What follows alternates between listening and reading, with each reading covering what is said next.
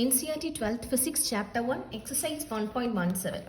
A point charge plus 10 microcoulomb is a distance 5 cm directly above the center of a square of side 10 cm as shown in the figure. What is the magnitude of the electric flux of the square? And they are asked us a hint கொடுத்திருக்காங்க one face of the cube with the edges of 10 cm. So நல்ல question பார்த்தீங்க அப்படின்னா இதில் center of a squareனு கொடுத்திருப்பாங்க, அதே time hintன்னு பார்த்தாக்க cubeன்னு கொடுத்திருப்பாங்க. மீது எல்லாம் magnitude of flux through the square தான் கொடுத்திருப்பாங்க. ஸோ இதை பார்த்து உங்களுக்கு ஸ்லைட் கன்ஃபியூஷன் வரும். பட் ஆக்சுவலாக இது என்ன மீனிங் அப்படின்னா, ஒரு கியூபை எடுத்துட்டு அந்த கியூபனுடைய ஒன் ஆஃப் த சைடு, அதாவது ஸ்கொயராக தானே இருக்கும், ஸோ அதில் எவ்வளோ ஃப்ளக்ஸ் இருக்குன்னு கேட்டுட்டாங்க. ஸோ நம்ம என்ன பண்ணிக்கலாம், கியூபை கண்டுபிடிச்சிட்டு ஒன் ஆஃப் த ஃபேஸஸ்குள்ளே தான் கண்டுபிடிச்சிட்டோன்னா முடிஞ்சுது இந்த ப்ராப்ளம். ஸோ இங்கே பாயிண்ட் சார்ஜ் இப்போ கிவன் எழுதினோம் அப்படின்னா கியூ எவ்வளவு 10 மைக்ரோகூலும் அண்ட் இந்த டிஸ்டன்ஸ் அதெல்லாம் பிரச்சனை இல்லை, ஏன்னா வந்து இந்த கியூபில் இருந்து எனக்கு வந்து 5 சென்டிமீட்டர்னு கொடுத்துருக்காங்க. ஓகே, ஸோ இப்போ சைடு எவ்வளவு 10 சென்டிமீட்டர், இந்த கியூபுடைய சைடு அதாவது ஸ்கொயருடைய சைட்ஸ் எல்லாமே 10 சென்டிமீட்டர். நான் what is the magnitude of the electric flux through the square கொடுத்துருக்காங்க. Okay, so one of the side centre ஒரு ஸ்கொயருடைய ஒரு சென்டரில் இருந்து ஒரு 5 சென்டிமீட்டர் அபவ் அப்படியில் வந்து எனக்கு ஃப்ளக்ஸ் இன்க்ளூஸ்ட் எவ்வளவு.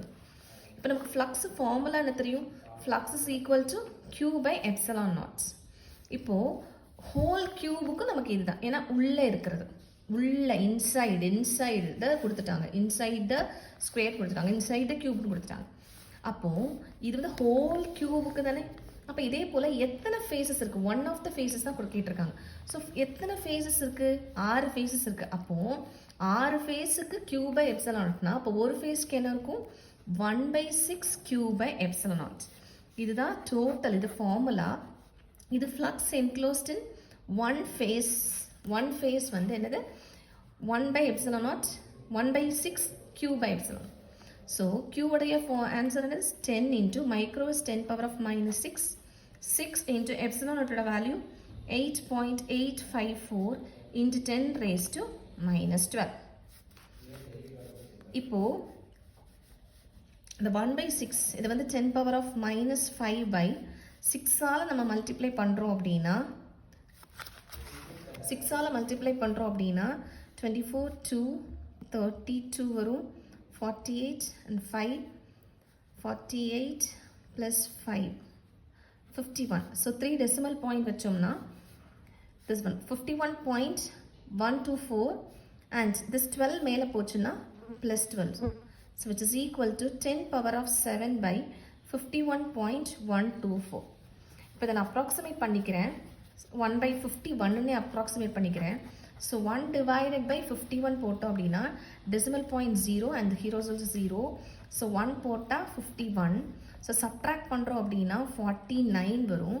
அண்ட் அகெயின் நான் வந்து ஒரு 0 போடுறேன். ஸோ 51 into 8 போட்டோம் அப்படின்னா 408. ஸோ 408 போட்டாக்க 82 வரும். அகெயின் அண்ட் 0 போடுறேன், ஸோ இங்கே வந்து 8 வரும். ஸோ கிட்டத்தட்ட எனக்கு 0.018 into 10 raised to 7 கிடைக்குது. 0.018 10 raised to 7 கிடைக்குது. ஸோ இது நான் டெசிமல் பாயிண்ட் 1 பாயிண்ட் எழுதுறேன் அப்படின்னா 1.8 எழுதுனா 10 power of 5. What is the unit of flux? Flux ஓட யூனிட் என்ன, Newton meter square per coulomb. So இது வந்து flux of one phase of cube. Okay, அதாவது ஸ்கொயருடைய ஃப்ளக்ஸ் வந்து இவ்வளவு. ஸோ புரியும் நினைக்கிறேன் இந்த ப்ராப்ளம்.